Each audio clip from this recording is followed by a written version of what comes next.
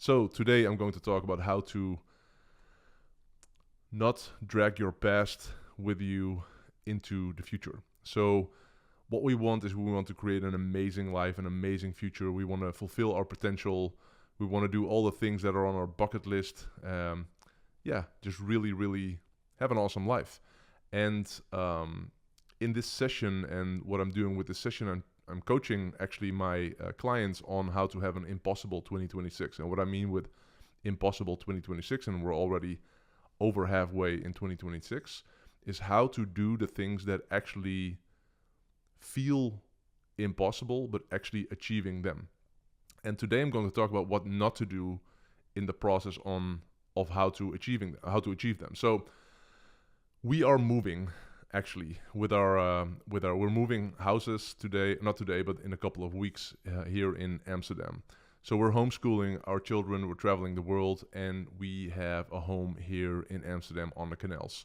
Last year we decided to start homeschooling and start living on the world and have an amazing adventurous life and meet a lot of cool people and raising our children close to ourselves, which is a really important core value for us, to really be a lot with our children and have them raise them in an environment that is with emotionally mature and emotionally intelligent and inspiring people, and actually not having them be around of negative people, and also not having them be in a lot of toxic situations. We're not very, we have a big life, we have a lot of adventure, so it's not that we're keeping them small, but for us it's just really important to do it our way. And there's no judgment to people who do it differently, and maybe there's some judgment towards us because we're doing it differently. But a year ago we started this, and we also decided a year ago to get rid of most of our, well, not most of our possessions, but a lot of our possessions,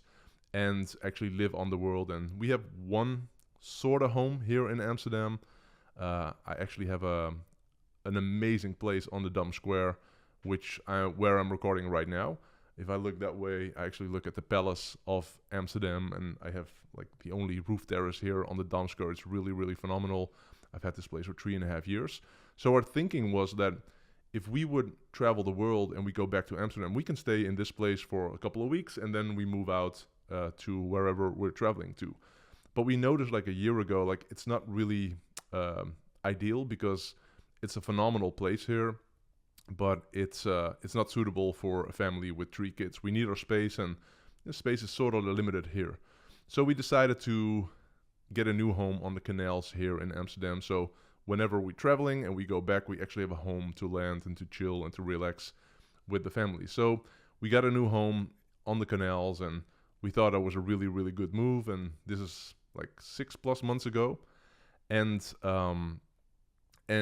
came to find out like it's not really for us. What our children really need, and we sort of knew, but maybe a little bit naive, what our children really need is to have space and to be able to go outside and play soccer and like goof around or whatever. And living on the canals in Amsterdam, it's an amazing idea. We had a beautiful home, 6 bedrooms, like really awesome, 3 floors, but it just wasn't perfect. So we made the move like a month ago, made the decision a month ago to actually move again to the place where we actually raised our children, which is outside of the city center of Amsterdam, and have a beautiful home. Beautiful home, our dream home. And this is the home where we go whenever we're back in the Netherlands. And so in the last couple of days, we have sort of been preparing for our move. So today, at this moment of recording, it's July 20th, and we're going to move in on July 31st. So in 11 days, we're going to move. And actually, tomorrow afternoon, we're going to Greece, me and my family, and we're moving back on the day after our moving places. So, and I'm going to talk about that a little bit as well, about the whole outsourcing stuff. But that's less important for this masterclass, or whatever you want to call this. What's been most important in this process, and we moved a bunch of times actually, is that, so for example, yesterday my wife called me. It was like, oh yeah, it's really going great. Like, I've been packing up stuff all day. And I've been telling my wife for the last couple of weeks, we don't pack stuff, we get rid of stuff. We just delete stuff, delete stuff, delete stuff. So I'm not excited you putting stuff in a box. I'm excited you putting stuff in a bag and then actually getting rid of it. Garbage bags, that is. So because what you want to do whenever you go to a new phase is you don't want to carry your old stuff with you. You don't want to drag along all of your old stuff, because a lot of the things that you acquired during that time, and acquired as in like bought stuff, but also acquired as in thoughts and beliefs and relationships and everything, if you go to the next level or the next phase of your life, do you want to drag along that? Or does that remind you of your older self or of your past self and the decisions that your past self made? If you want to go to a higher self or a new self, why would you want to drag along all that stuff? So I told my wife, like, please, please, please don't pack stuff, get rid of stuff. And then we'll have the movers, they can pack stuff and then just go to the new house and then just unpack stuff. But we don't want to pack stuff, we want to get rid of stuff. That's the number one task. And this is a big metaphor for life, if you would ask me.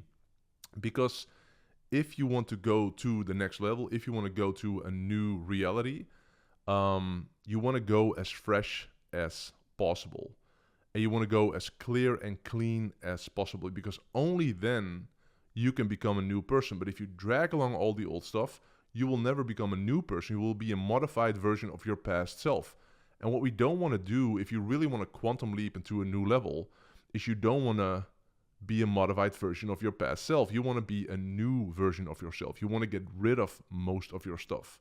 You want to keep your knowledge. You want to keep your wisdom. But preferably you want to get rid of most of your beliefs as well. Beliefs that are not serving you, or beliefs that are simply not true. I had a dinner last week here in my place with Derek Sivers. And Derek Sivers is a genius. Like, he's an awesome guy. And he has this book, and the title of this book is Useful But Not True. And what he talks about in this book is that beliefs are useful but not true. So most of our beliefs, or maybe all of our beliefs, they are not true. They're not true. They feel real, or the beliefs, they feel real, but they're not really true. So for example, and we've seen this all the time. So you're in an argument with somebody, or there's a disconnect, or maybe like a fight or whatever. There's two sides of the story. Is one side true? Is the other side true? None of them are true. It's just the way you perceive things. Like, you see the world not as the world is, but you see the world as you are. And you see the world as you are based on all of your beliefs. So if you have the belief, for example, that the world is an amazing place, then you get a lot of proof that the world is an amazing place. But if you have a lot of proof that the world is really a bad place, then you see a lot of proof that the world is a bad place. Doesn't matter what situation you're in, depending on your beliefs is the way you actually perceive the situation. So what you want to do is, you don't want to alter your beliefs. You don't want to change your belief. You simply want to get rid of the beliefs that are not serving you anymore. So yes, you want to get rid of all the physical stuff that you don't want to drag along into the future, but also you want to get rid of most of your beliefs that are not serving you anymore. It's very, very interesting to really take a lot of time with yourself. Like, okay, which beliefs do I simply believe, but might not be completely true? And reality is, again, they are not true. Your beliefs are not true. They're useful, but also they're very destructive in a lot of ways if they're actually destructive beliefs. So the example of not dragging along things from the past into the future, physical stuff, same thing with people. It's funny, I had a conversation yesterday with Youssef, and Youssef is, he's working full-time for us. So we actually have a full-time employee in our business. Not in our business, in our life, in our family, for our family. So most of the time whenever we're traveling, and again, we're traveling a lot, he travels with us. At least 5 days of the week, even if we're in Amsterdam, he's doing stuff for the family with 1 or 2 or 3 of the kids or whatever. He's just sort of like the right-hand man of the family, and it's phenomenal. Like, he's an amazing guy. He used to be the teacher of my middle child, and he was such a great talent and such a great human being that we asked him, like, would you love to work with us, with our family, and your job is just be there for us. Just be available and be there for us. That's his whole job description. And yesterday we had a conversation. It's 18 months now that he's working full time for us. And for him, it's been an amazing 18 months because, yeah, like he has so many amazing adventures and he works with amazing people, as in my family. But also he became friends with my peer group. And my peer group are the people in my team, but also a bunch of my friends. And he said to me, like, Eelco, your circle is very small. Like, it's not a huge circle. It's not that I'm surrounded with 25 people all the time, but I'm sort of like surrounded with 10 to 12 people all the time. Not all the time, but a lot of the times. And he's like, it's just so phenomenal. Like, this group of people is just so phenomenal. All the people that you surround yourself with, they're all awesome. And we never have any trouble, or like, it's never bad vibes. It's just always great. Or at least always really, really good. And of course, the people individually, they have their issues because we're human beings. We all have things in our life, and that's fine. Or sometimes we're in a better spot than other times. But overall, the people that are in my world, they're really, really phenomenal. But the same goes with my clients. So for example, with my Bar Raisers group, which is my Dutch mentoring group, they're all really phenomenal people. Why? Because I don't accept anything less. I want to be with amazing people. And if it's draining my energy, or if just simply just not really, really that good, you're not going to be a part of the inner circle. And it's not because I don't love other people, I don't appreciate other people, but to really be with people that drain your energy or don't give you a lot of energy or not really that interesting or whatever, why would you want to do that? So I don't grow my inner circle fast, but my inner circle is very, very solid, and I don't let other people infiltrate in that inner circle if it's off a little bit. And it's very tough actually for us when it comes to hiring, because it's so hard to really find something that thinks like us and is like us, because if it's just not like that, it's going to be very tough for this person. It's also going to be very tough for us to accept the person who's not really at their A game. So same with going into the future. Do you want to drag along the people that you met in your lifetime that are not really, that you wouldn't become friends with again if you meet them right now? Do you want that? Do you want to carry those people along? Yes or no? And if you want to go to a new reality, it's very hard to go to a new reality if you drag along people from your past who are not really serving your purpose anymore. And serving your purpose as in like, who just not for you anymore.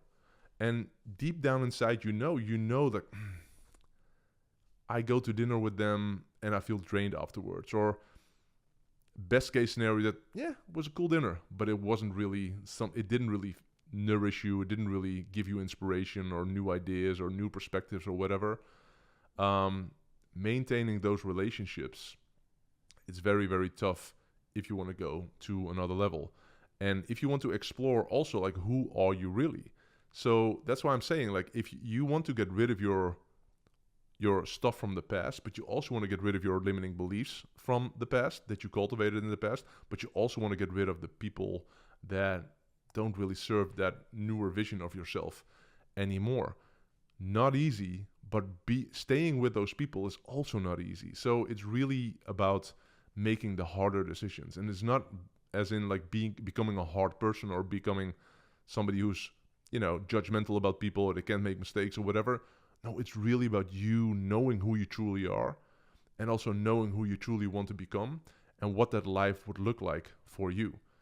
So these are just some ideas for you to explore. Like, who are you now? Who were you in the past? Who do you want to become in the future? And what don't you want to carry on with you into the future? I don't have a lot of belongings. I literally have, like, whenever I'm traveling, I can travel for 2 months. It's just hand luggage only. If you go to my house, the only thing that I own that are actually of worth anything in my case are my journals. So I got my own journals. These are my journals, my Eelco the Boer journals. Like, we created those myself, the Big Vision +1 and my White Space journal. But that's actually the only thing that I really, really value. outside of some personalized gifts that I got from the people that I love. So that's on a physical level. And then on a spiritual level or the beliefs level, like it's really, really getting rid of those thoughts and beliefs that are not serving you anymore. I put those in my journal and then I get rid of them.